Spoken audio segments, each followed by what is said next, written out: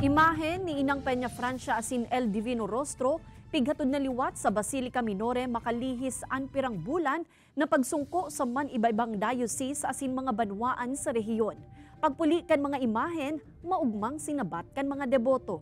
Uyan istorya ni Jessica Calinog. Sa kapilya kan Barangay Dahilig Gainza, ang last stop kan haro sapat na bulan na pagsungko kan imahe ni Nuestra Señora de Peña Francia asin kan El Divino Rostro sa mga dioceses, man iba-ibang simbahan, kapilya asin mga opisina sa Kabikolan. Makalisan pagnovina kan mga deboto.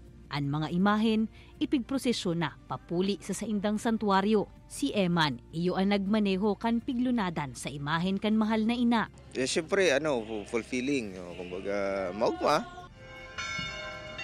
Pasado alas 9 nin aga kan maghali sa dahilig an prosesyon. Asin pasado alas 10 nin aga kan mag-abot sa Basilica Minore. Saro sa mga maugmang nagsabat sa pagpuli kan mahal na ina asin kan El Divino Rostro, an 103 years old na si Nanay Heriberta kan Barangay Bulwang, Baaw.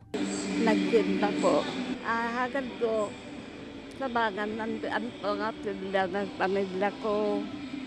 Tabangan kami, nagmayo kami mga katag-alaman, mga sakit.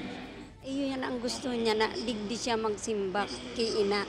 Abril 30 kan magpuon ang pagsungko kan mga imahen. Sigon sa Archdiocese of Cáceres, saruining paagi kan pag-imbitar sa mga yaon sa manibaybang lugar kan Bicol na mag-atendir sa Setyembre 20. Ang reenactment kan pagkorona sa mahal na ina.